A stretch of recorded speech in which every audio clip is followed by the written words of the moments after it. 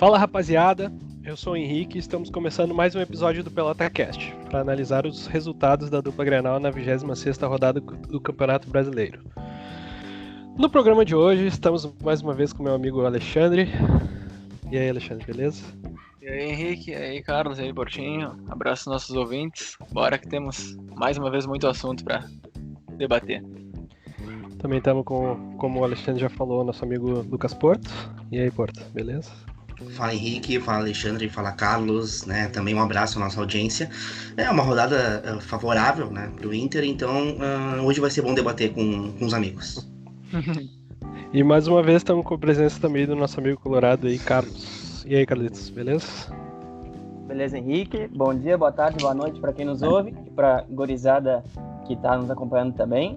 É uma rodada boa para os colorados e ruim para os gremistas, então vamos lá, né? Essa gangorra. Nossa. Bom, então como os nossos amigos aí já começaram soltando uma letrinha, vamos começar pelo Inter então, né? Que venceu ontem o Palmeiras por 2-0 no Beira-Rio e que teve como grande destaque a despedida do Alessandro depois de 12 anos vestindo a camisa do Inter. E aí, gurizada, qual a análise dos amigos sobre o jogo de ontem e principalmente como vocês viram essa última dança do Dali pelo Inter com o Beira-Rio vazio ontem? Eu até, né, me antecipando ao Carlos, acho que foi um jogo muito bom do Inter. O time do Palmeiras é um time muito difícil, né, um dos melhores times do país, com um plantel absurdo, vinha muito embalado e para mim foi uma surpresa o Inter ter vencido esse jogo de 2-0, né, sem ter tomado gol. Algumas questões importantes ali, vem evoluindo de produção no nosso time. O próprio Vitor Cuesta, ao lado do Moledo, ele ganha mais segurança e destaque, né. O próprio Heitor ali pela lateral, um cara que eu tenho algumas resistências com o Heitor, mas ele vem desempenhando um bom futebol, ele tem força, ele tem técnica e eu acho que ali por enquanto vai ser o cara da posição, né? Claro, Edenilson jogou muita bola, né? Foi o craque do jogo. O Edenilson tem uma técnica absurda, né? Faz o primeiro gol, dá um Gol e uma assistência, né? Isso. Gol, exato, gol e uma assistência, né? Uma assistência até em homenagem ao D'Alessandro, né? Aquela assistência de 20, 30 jardas, né? Como o D'Alessandro gosta de dar, mas o Edenilson é isso. A crítica do Edenilson é exatamente por esses jogos que ele faz, né? Tem jogos que ele joga um absurdo e depois talvez ele passe ali 3 ou 4 jogos sumido, né? Ele tem muito potencial e por isso que ele é cobrado. E o Kidde também, o Patrick ficou um pouco abaixo, né? Mas normal também. O Patrick vem jogando muito bem, tem crédito, né, junto à torcida colorada. O Dourado também, sempre é bom ver o Dourado no time, né, participa do primeiro gol, ele dá a cabeçada pro rebote, ele é um cara que, como eu já falei antes, é o melhor volante do plantel do Inter, é o cara mais identificado, né, é um dos mais identificados nesse plantel. E claro, ontem eu até não tenho críticas ao Galhardo, né, até não sei o que o Carlos pensa, mas ontem deu pra ver que a fase dele não tá boa realmente, né? Ele tem alguns lances importantes, tem uma cabeçada que ele finaliza certo e a bola passa raspando, né, no gol. Então, até o próprio Galhardo ontem não merece críticas, né? Deu pra ver que a bola não tá entrando e quando isso começar a acontecer, o jogo vira pra ele também. Quantos jogos ele já tá de jejum? 10 jogos. 10 jogos, né? Eu tava com medo de falar 10 jogos. É muito. Eu queria destacar que ontem também foi um jogo histórico, né? O gol do Inter, o primeiro gol do Edenilson, saiu exatamente aos 10 minutos. Parece que era uma coisa que tinha que acontecer, né? Uma coincidência. 10 minutos e 15 segundos, né? Bem nos foguetórios. Exato, as duas camisetas que o Dali usou no Inter, 10 e 15. Exato. Então, foi um jogo bom, realmente, como o Porto disse. Um jogo que todo o time jogou direitinho. O Yuri Alberto, para mim, foi um outro destaque, um destaque importante, vencendo nos últimos jogos. Até não entendo como é que ele começa no banco, para mim deveria ser titular já. E uma outra coisa só que eu tenho que pontuar, que eu não consigo entender a entrada do Lindoso. O Lindoso, ele tem entrado todos os jogos, não vem jogando bem, e mesmo assim ele começa jogando ou entra no decorrer da partida, independente do Inter tá ganhando, tá perdendo, ou como tá o jogo. Gol de muita qualidade do Yuri Alberto, né? Gol assim de quem sabe mesmo, né? Um jogador que tá despontando, ainda tá suprindo um pouco, né? essa má fase, digamos assim, né, do Thiago Galhardo, né, esse jejum de gols do Galhardo. Eu também fiquei bem surpreso, assim, com a vitória do Inter. O Palmeiras estava super embalado, né, mas também mostra um pouquinho do que, né, os amigos colorados já vinham alertando, né. O Inter, ele cresceu de rendimento, né, a partir ali do empate contra o Atlético Mineiro, né, começou a realmente sair, né, da depressão pós-Cudê, digamos assim, e começa, né, a dar alguns resultados e algumas atuações que vão dando esperança pro torcedor do Inter, né? E já, de novo, se fixa no G4, né? Então... parece que a boa sorte, sim, voltou pros lados do Beira-Rio também. É a gangorra, né? O Inter, o Palmeiras teve bastante chance também de fazer um gol ali, mas o Inter dava pra ver que tava com uma estratégia, assim, bem estabelecida, assim, de contra-ataque e também, além de jogar dessa forma reativa, assim, e não ter tantas chances, pelo menos ele conseguiu ser bastante efetivo, né? Esse segundo gol do Yuri Alberto é o retrato. O Palmeiras começou a pressionar, assim, estava com uma chance boa de chegar ao empate e o Inter acabou com qualquer chance, fechou o caixão naquele golaço do Yuri Alberto. Vale muito a pena também destacar esse gol, porque esse guri, ele tá mostrando que tem muita qualidade e que nem o Carlos falou, eu não sei ainda como ele não é titular do Inter, porque além de também não só fazer uma sombra pro Galhardo, mas ele contribui também pro Galhardo, assim, até por essa má fase dele, tira um pouco da pressão pra cima dele, então facilita um pouco, eu acho, jogar do lado do Yuri Alberto do que jogar do lado do Abel Hernandes. É que né, é difícil, né? Claro, o Yuri Alberto tá jogando uma bola absurda. E a gente já havia mencionado, né, o nome dele em alguns programas nossos anteriormente. Ele dá pra ver que esse lance de ontem do Yuri Alberto não é algo fortuito, não é algo aleatório. Vários gols, ele tem essa técnica apurada, né? Essa veia artilheira, ele tem uma veia artilheira, ele tá ali, tá no ofício, né? Então, ontem até tinha dois caras em cima dele, né? Ele consegue levar a bola pra frente com a coxa, né? Muito consciente, muito lúcido. E quando chega na frente do gol, mostra todo aquele nervosismo, né? Mas em comparação ao Galhardo, é difícil tu tirar o Galhardo, porque, querendo ou não, ele ainda é o artilheiro, né? Do campeonato. É uma fase terrível que ele tá passando. E o Roberto, em comparação aos últimos jogos, tá melhor que ele, é inegável. Mas eu entendo a permanência do Thiago Galhardo no time, né? Porque o Thiago Galhardo é um dos jogadores mais importantes da temporada ainda. É um jogador que, por muitas vezes, salvou o Inter, principalmente naquela primeira parte do campeonato, em que ele fez um certame absurdo. Então, apesar de não concordar, eu entendo a escolha do Abel Braga nesse sentido.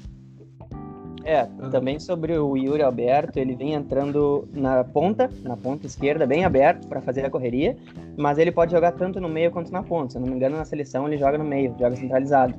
E é uma posição que eu queria ver ele jogar, porque o Galhardo deu certo com o Guerreiro, e o Guerreiro jogando mais fincado, né, também saindo para buscar um pouco de jogo, mas jogando mais centralizado. E daí ali, entre os dois, saiu uma boa troca de passes. Então eu queria ver o Yuri mais centralizado, mas ele tem entrado nas pontas e tem dado recado, né? Tem dado conta do recado. Então, por enquanto, acho que não deveria mexer nesse lado. Só mexer para ele ser titular. Aí sim. Eu tenho uma pergunta para vocês, assim. Esse jogo foi muito marcante ali pela despedida do D'Alessandro.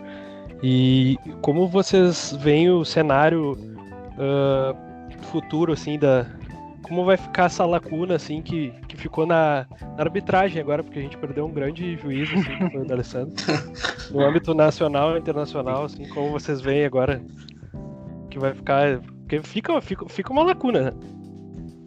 Sim, realmente, eu até tinha falado ontem pra vocês que parece que ficou um vazio dentro de mim, né? O cara acompanha ele há 12 anos, então não é pouca coisa. E ontem foi muito emocionante a despedida dele. No final do jogo ali, vários ídolos do Inter começaram a falar e falar bem dele. Então dá para mostrar que ele, como pessoa realmente, não só como jogador, ele é muito... Como árbitro também. Como árbitro também. E como matador do Grêmio também. Ele é bom em tudo que ele faz. Então é um ídolo. Tem multifunções, né? Um homem apurado em todas as suas técnicas. Eu queria destacar a belíssima homenagem realmente do Inter ao D'Alessandro, merecida, né?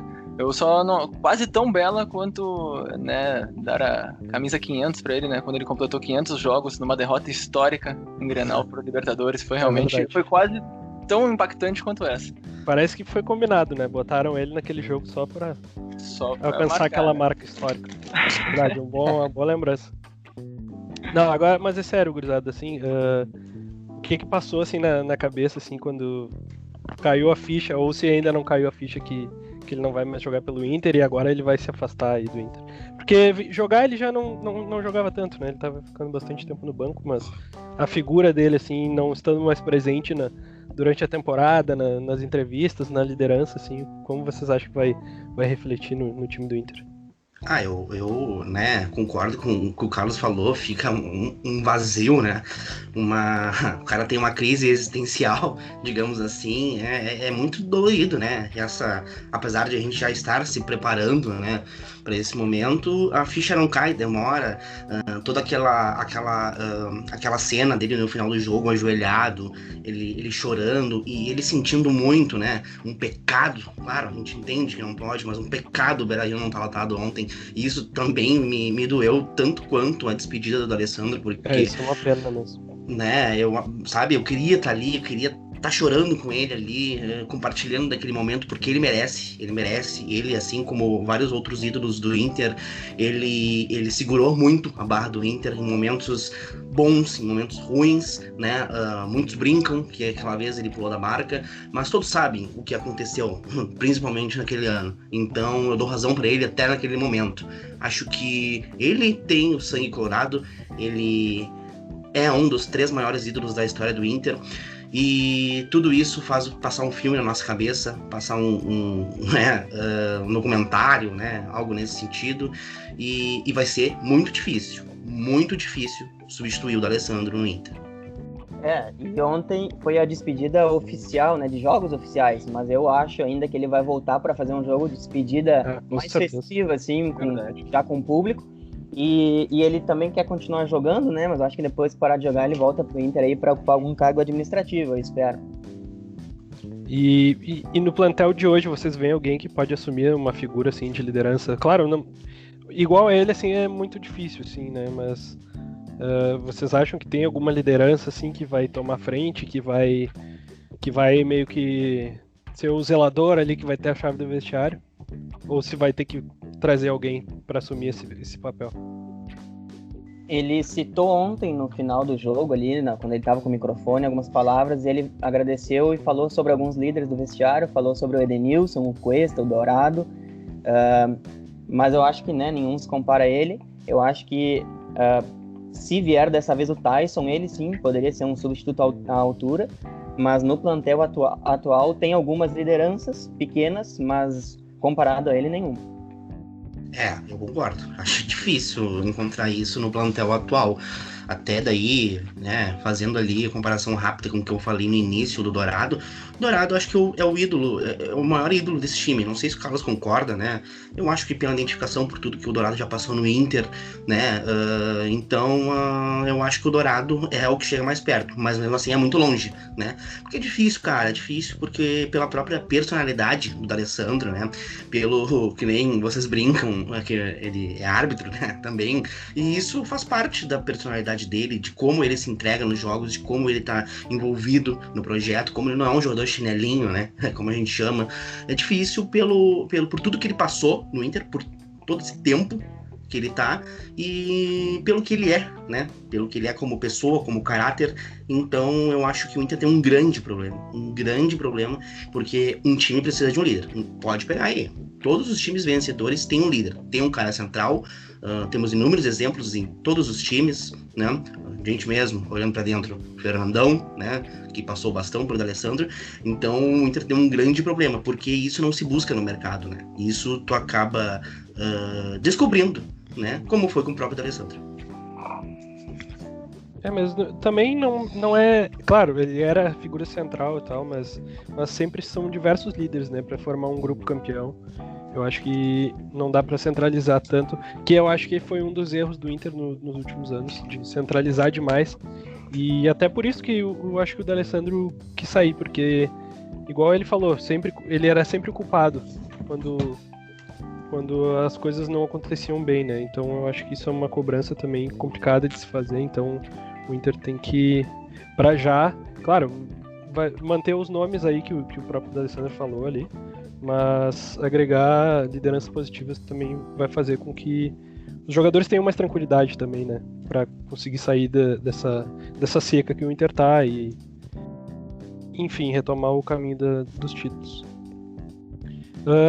Eu queria perguntar pra vocês, assim, se vocês se iludiram com essa vitória, assim, no sentido de que dá pro Inter sonhar com algo mais do que a Libertadores? Ou a Libertadores já é o limite?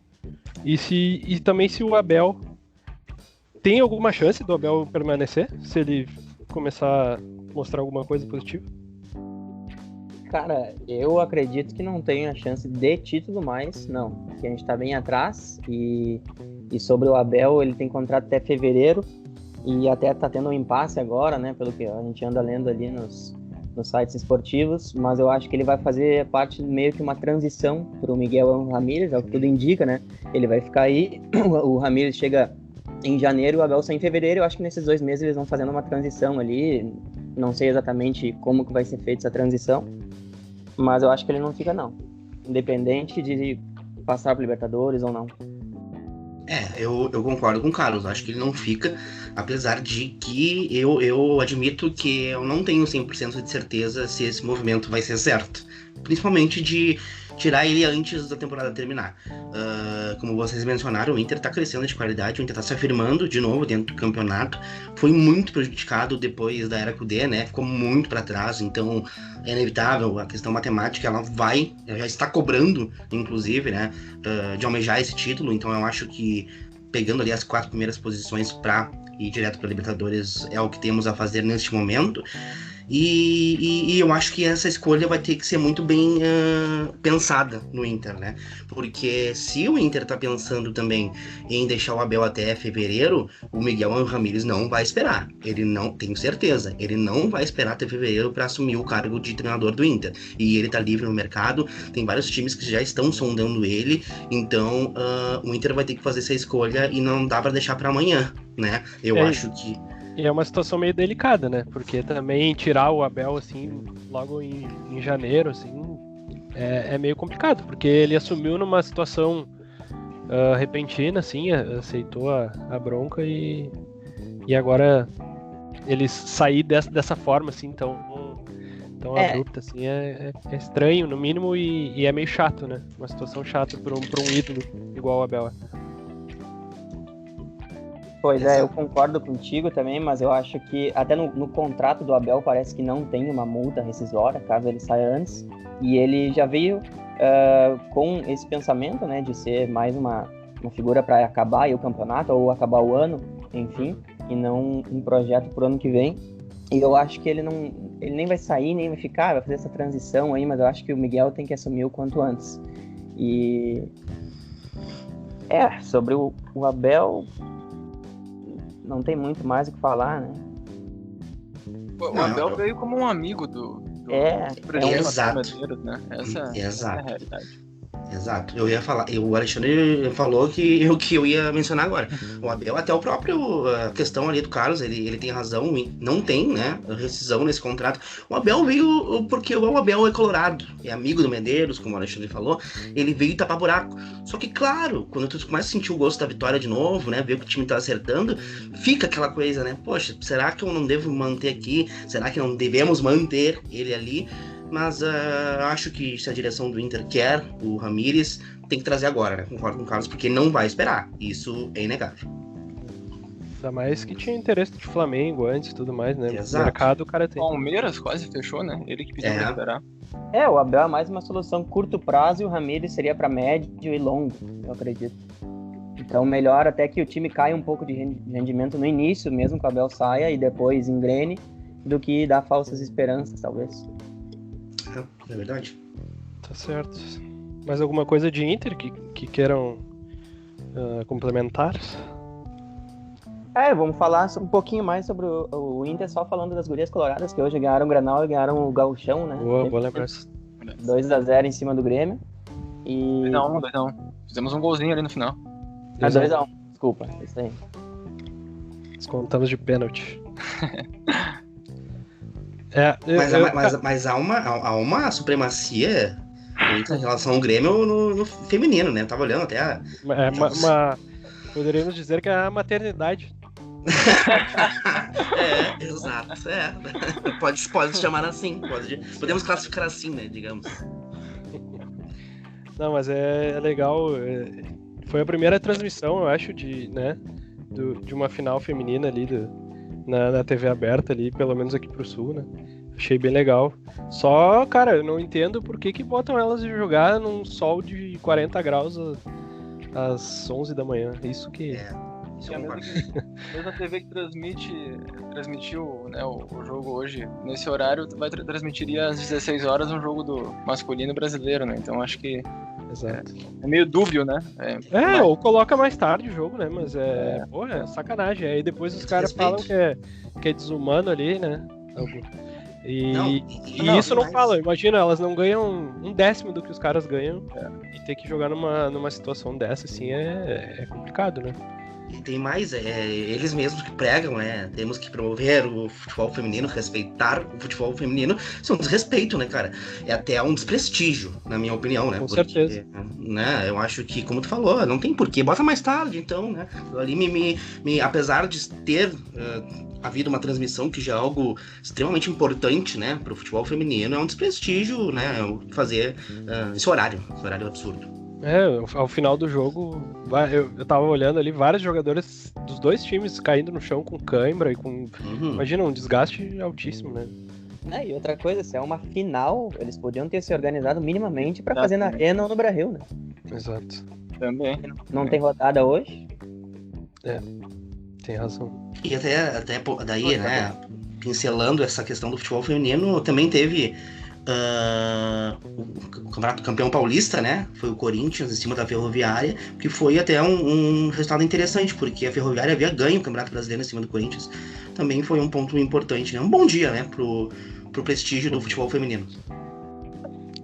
Sempre aquela rixa com o Corinthians, né? Até no feminino. Não. E até, eu não sei se vocês estão acompanhando aí, o Flamengo tava ganhando de 2-0 e tomou a virada. Tu viu isso aí? Em 13 minutos o Bahia virou o jogo. Meu Deus, olha. Tem coisas que o cara acha que vai ver até a morte, mas não. Sempre tem uma surpresa. Falando, um bom ponto, Porto. Um bom ponto. Falando nisso, me lembrei do jogo do Grêmio ontem. Que é o nosso próximo assunto. É um bom gancho, obrigado. Então, vamos pro Grêmio antes que eu desista aqui, porque ontem foi mais um grande jogo do Grêmio, assim, ó. Olha, um grande jogo pra não assistir. O Grêmio foi ao Recife jogar contra o Sport, empatou por 1-1, voltou a apresentar um futebol que não empolga nada a torcida e que não consegue mostrar uma resposta anímica depois de mais uma eliminação dolorosa na Libertadores. Alexandre, tu viu o jogo? O que tu achou? Depois os amigos são convidados também a falar. O que tu achou desse time que voltou a não empolgar? Cara, infelizmente eu vi.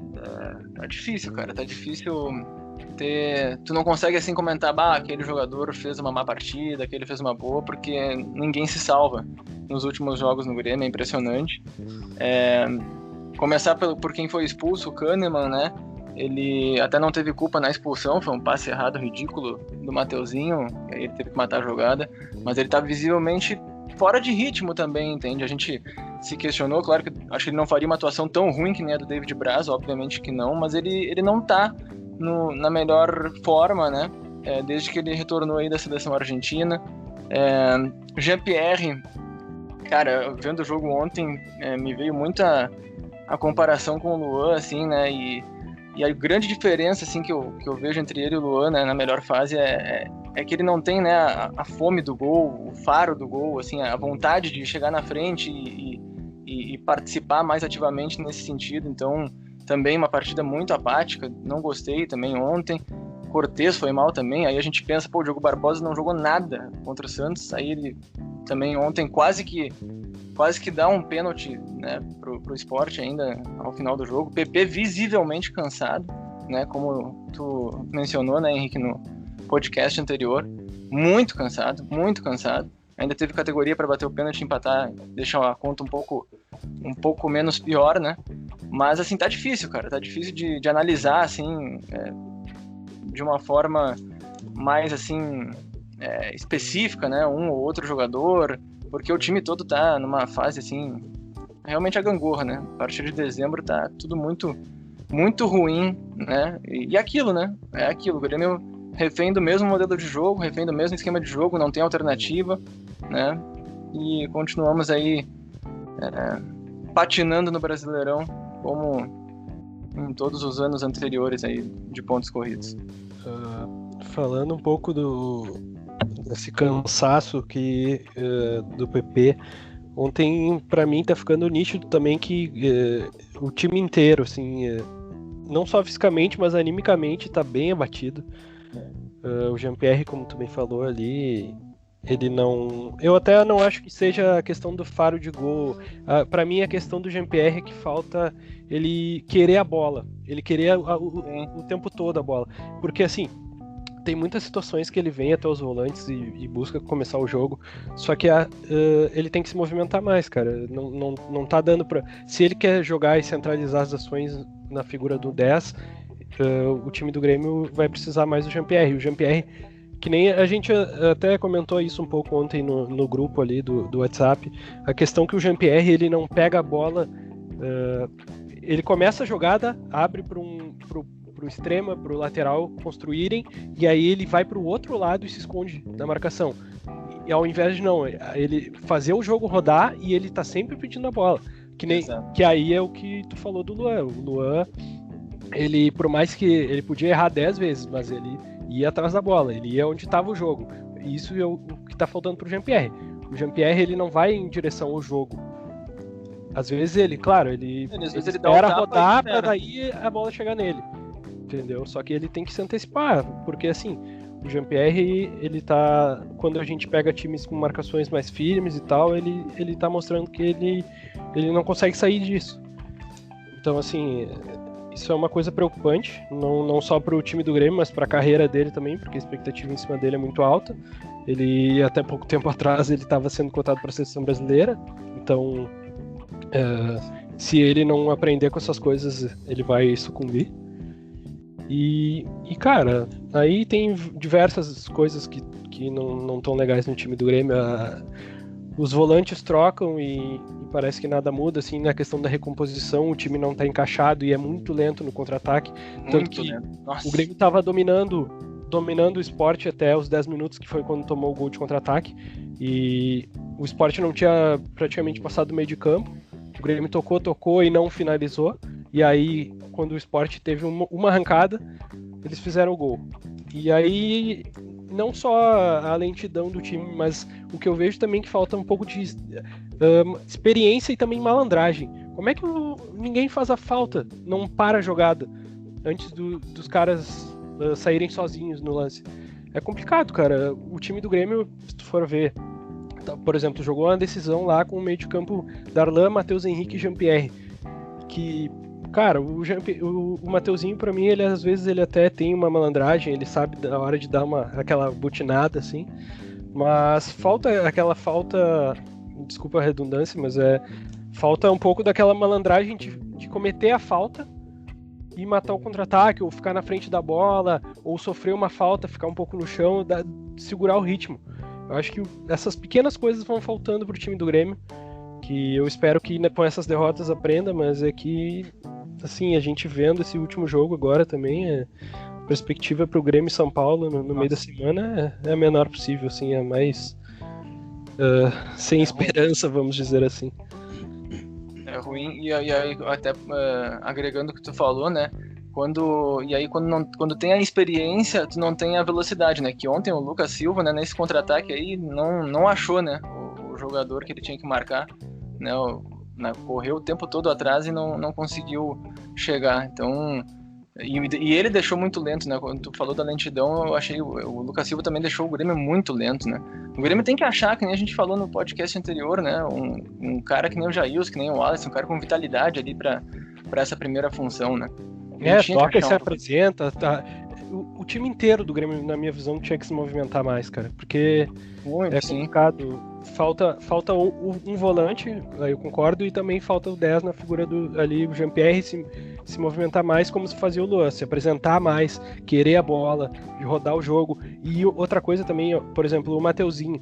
O Mateuzinho, todo mundo comparava ele ao Arthur e tal, mas o Arthur, ele sabia tocar, jogar num toque só e tal. O Mateuzinho, ele prende demais a bola, cara. Isso, também.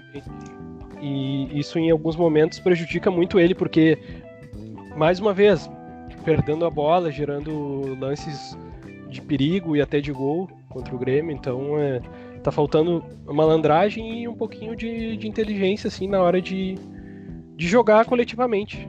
É isso que eu vejo, assim, e não dá pra esperar uma mudança tão brusca pra quarta-feira. Então por isso que eu tô meio bem desanimado. Pra quarta, eu acho que é aquilo que a gente até comentou antes, né? Acho que é fazer um novo esquema, de repente fechar a casinha, tentar um 1-0 ali. O São Paulo tá numa fase muito boa e tentar permanecer vivo até a gente ajeitar o time aí. Se a gente conseguir essa classificação, tem mais um mês, né?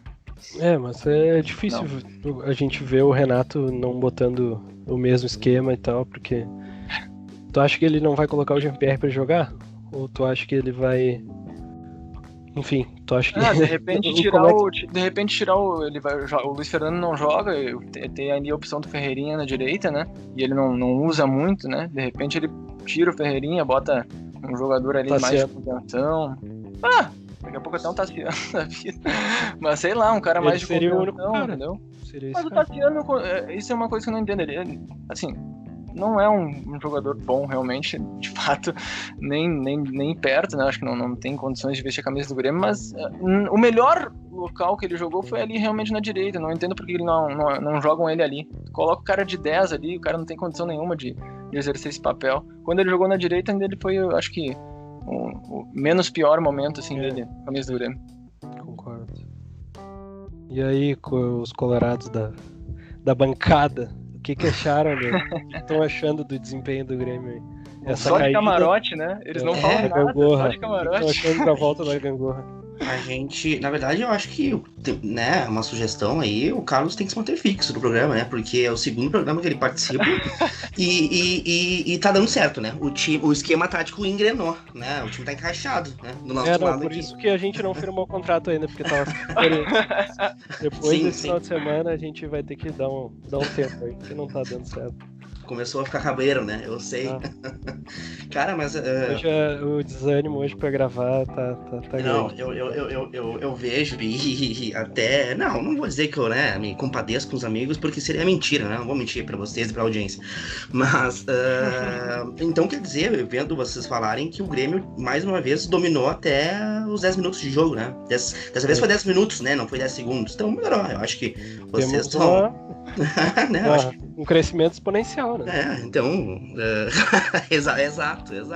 Mas, tirando a parte da brincadeira, eu acho que o Grêmio me chama a atenção em relação aos anos anteriores, quando o Grêmio foi eliminado de competições de uma forma traumática, né? Ser eliminado de Libertadores e da Copa do Brasil sempre deixa marcas, né, pro resto da temporada. Até o próprio 5-0 do Flamengo, que foi algo absurdo, o Grêmio emendou ali inúmeras vitórias no Brasileirão e conseguiu equilibrar, né, estabilizar a parte emocional e não me parece que isso ocorre agora, entendeu?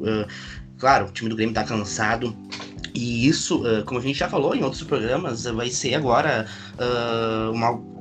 recorrente esse tipo de comentário e de análise, porque tá chegando no nível crítico da temporada, né? Jogadores extremamente sobrecarregados emocionalmente pelo próprio calendário, né? Lesões, então até... né, fazendo o link com a partida de quarta, que daí eu acho que sim, é a partida mais importante do Grêmio na temporada, né? Digamos assim, é a última cartada do Grêmio para tentar ganhar um título. Eu acho que o Grêmio vai prejudicado em relação ao São Paulo até nisso, porque o São Paulo jogou só quarta, né? É bom lembrar isso. Né? Então, esse problema do desgaste vai aparecer no jogo de quarta. Eu até queria fazer um questionamento a vocês, é um questionamento sincero, porque vendo ali vocês comentarem do Kahneman e que ele tá fora de ritmo e tudo mais, vocês acham que ele merece um banco ou a culpa não é dele por esse momento? O problema é o substituto, né? Já mostrou que não dá, tem que ser o Kahneman, não tem jeito. Eu não acho que ele mereça um banco, sabe? É porque é uma situação bem difícil, assim, que ele voltou, ele teve Covid, ele teve lesão, então, assim, não é uma volta complicada por si só, sabe? E aí tem toda a questão que ele voltou e o Grêmio já não eu não acho que essa queda de rendimento, por exemplo, seja por um fator Kahneman, assim, eu acho que é todo o time que tá assim, então não dá pra botar nas costas dele, sabe? Eu acho, inclusive, que ele tem que ser titular já, porque, pô, ele é o Kahneman, entendeu? Ele tem que jogar, ele é o titular do Grêmio, ele fez história no Grêmio, então ele tem que jogar, apesar de ele não tá bem fisicamente, porque, que nem o Alexandre falou, a gente já viu que o David Braz não tem condições, entendeu? Então, se o Kahneman não tiver legal, mesmo assim, ele tem que ir pro jogo, na minha opinião, pelo menos. E eu acho isso, cara. Eu acho que o Grêmio agora, as lideranças têm que assumir os mais velhos ali. Aí é Jeromel, Kahneman, Maicon, entendeu? Os caras que foram campeões aqui no Grêmio. Tem que assumir. O próprio Cortez também, né? O Cortez. Até o próprio Diego Souza, que não foi campeão, entendeu? Mas ele tem uma história no Grêmio e tem bastante experiência. Então são caras que tem que assumir esse papel e blindar, assim, os mais jovens também. Porque ficou muito... Cara, o Grêmio centralizar toda a expectativa de ir lá e ganhar um jogo na figura do Jean-Pierre. Claro, ele foi... Ninguém achou que ele ia fazer o que ele fez lá, mas é complicado também pra cabeça do guri, entendeu? Então, claro. Tanto que também agora a gente não pode crucificar ele pelos erros que teve lá. A gente... Claro, eu fiquei muito insatisfeito e tal, mas tem que entender o contexto também, entendeu? Então... Eu acho que é isso, cara. Se tem um momento que é para que os cascudos têm que aparecer, é agora. O Renato, o Renato até blinda o time sempre nesses resultados e tal, mas eu acho que dentro do campo tem que ter uma participação mais ativa desses caras, sabe? E acho que é isso, cara. Se o Grêmio quiser ter alguma chance, que realmente eu vou dizer pra vocês que eu tô totalmente sem confiança pra esse jogo, pra essa série. Deixa eu fazer uma pergunta até aqui, aproveitando. O primeiro jogo é na Arena? Na Arena tá. do Grêmio. Entendi. Então já tem que começar com tudo, né? Vamos dizer assim. Esse que é o 1-0 tá bom. problema também. Qualquer vantagem eu acho que tá bom, cara. Se for 2-1, se qualquer... mas não tem gol qualificado, né? Não tem.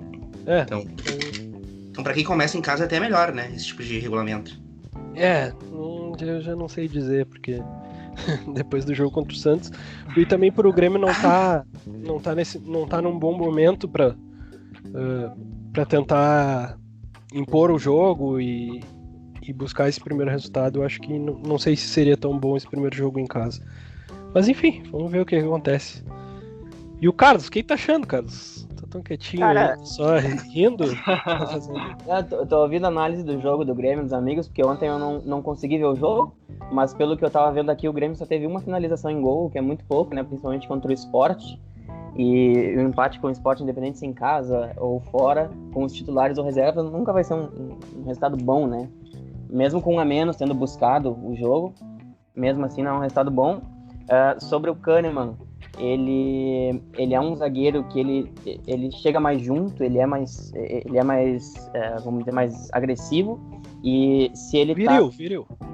E se ele tá com um problema de tempo de bola, é um perigo pro Grêmio, porque daí ele pode ser expulso de novo. Não é a primeira vez que ele é expulso também, temos que dizer isso, né? Mas eu não sei se ele vai pro jogo quarta-feira. Tem outro lado também que mata-mata é diferente, né? Então, mesmo São Paulo vindo bem no Brasileiro e o Grêmio estando mal no Brasileiro, mata-mata é completamente diferente, é outro pensamento. Então, o Grêmio tem todas as chances de passar pelo São Paulo, porque o São Paulo também gosta de aprontar, né? Então... Tem que não me apronte agora, né? Pelo amor de Deus. E ainda perdeu o Luciano, né? Se eu não me engano. O Luciano, que era o principal artilheiro do time, se machucou. Então acho que vai ser um bom jogo aí, não tem nada decidido não pro lado de São Paulo. E depois de ver o Marinho acabar com o Grêmio, não sou eu que vou desdenhar do Luciano, não. Eu acho que é um reforço e tanto a ausência do Luciano. Vamos ver o que acontece. Posso pegar o gancho rapidinho do Carlito, que falou ali do esporte, que, né, que nunca é um bom resultado, né? Porque é uma tecla que eu sempre bato, né? Com todo respeito ao esporte, né? Com todo respeito ao esporte. É outro campeonato. O campeonato do esporte é com o Z4 e o Grêmio Inter é lá em cima. Então, eu quero trazer um dado aqui, ó, porque ilustra, né? O esporte, ele ilustra por que o Grêmio não chega em campeonatos brasileiros. Vamos lá. 2016, tá? O Sport brigou pra não cair. O Grêmio fez 0 pontos contra o Sport. Tá, mas deixa eu fazer um gancho aí nesse teu ponto, que é um baita levantamento que tu tem trazendo, é uma grande... Mas é que assim, ó, tem um jogo de 2016 ali que a gente sabe o contexto, né? Então... Será? Né? Eu acho que todo mundo sabe, né? Tá aqui, 0 pontos. Tá certo, o contexto é que o Grêmio poupou porque jogou... Não, Copa do Brasil. Nada mais, e nada mais. Tá bom, então. Continue, Alexandre, desculpa interromper. Não. É só pra deixar claro, né? Porque às vezes tem certos participantes situações, né? Factoides. São suas palavras, né, mas... Cara. 2017, pra voltar, 2017, aí o Sport de novo briga pra não cair, o Grêmio faz 3 pontos, é o seu recorde contra o Sport, 3 pontos. 2018, o Sport cai pra segunda divisão e o Grêmio faz 1 ponto contra o Sport em 2 jogos. 2020, o Sport brigando pra não cair de novo, o Grêmio faz 1 ponto contra o Sport. É por isso que o Grêmio nunca chega em Campeonato Brasileiro, porque ele não faz os pontos fáceis, não faz os pontos que tem que fazer. O Sport, ele ilustra porque o Grêmio não compete em pontos corridos. Era isso que eu tinha que... É uma tecla que me incomoda muito. Pensamento que o campeonato é longo, dá pra buscar. O Grêmio não mantém a regularidade, né? Tem momentos do campeonato que o Grêmio deixa pra lá, aí depois o Grêmio engata uma sequência boa e acha que dá pra chegar, mesmo sempre tendo que correr atrás. Tipo, tendo que fazer campanhas que o Grêmio nunca fez, né? Exato. E aí todo mundo sonha que dá pra chegar e tal. E aí lá na frente o Grêmio não consegue manter o desempenho alto e fica no máximo ali nos últimos anos tem ficado em 4º lugar, né? Então é bem frustrante o Campeonato Brasileiro e por isso que a torcida tava pegando tanto no pé também pra usar titulares e tal. Porque eu acho que já tá todo mundo cansado de ver o Grêmio desdenhando e depois é o Brasileirão que sobra, né? Aí tem que jogar a vida pra conseguir ir pra Libertadores e ficar satisfeito. Acho que é muito pouco isso. Até pelo elenco que o Grêmio tem, assim.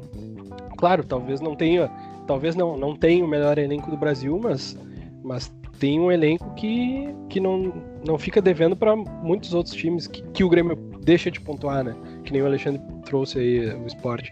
Então é frustrante, assim, o desdenho e eu acho que isso às vezes até impregna no time, na cabeça, né? A pessoa fica pensando nisso e aí vai jogar um mata-mata e não vira a chave, né? E aí eu acho que até isso talvez esteja se refletindo. Mas eu acho que era isso, gurizada. Vamos fazer uma coisa que a gente esqueceu de fazer no último episódio, que é o bolão. Boa. E vai estar interessante os palpites. Grêmio São Paulo na quarta-feira, semifinal da Copa do Brasil. O que vocês acham que vai rolar? Vou deixar até os colorados falarem primeiro aí. Tem que pensar um pouco aqui pra não dar um palpite muito ruim pra nós. Cara, eu vou chutar um resultado que eu acho que vai ser 2-2. Tá bom. Eu acho que 1-1 ali na arena. Eu vou na linha dos colorados, isso é um mau sinal, né? Mas eu vou até num 0-0 aí. E acho que vou dizer que talvez eu até fechasse um 0-0 aí pra gente nesse primeiro jogo aí. Tá meio complicado de confiar. Bom, eu pra defender as cores, né? Confiando na imortalidade tricolor. 1-0 pode ser. 1-0, aquele gol aos 36 do segundo tempo, mais ou menos, assim, só pra dar aquela esperança e aquela iludida na torcida do Grêmio.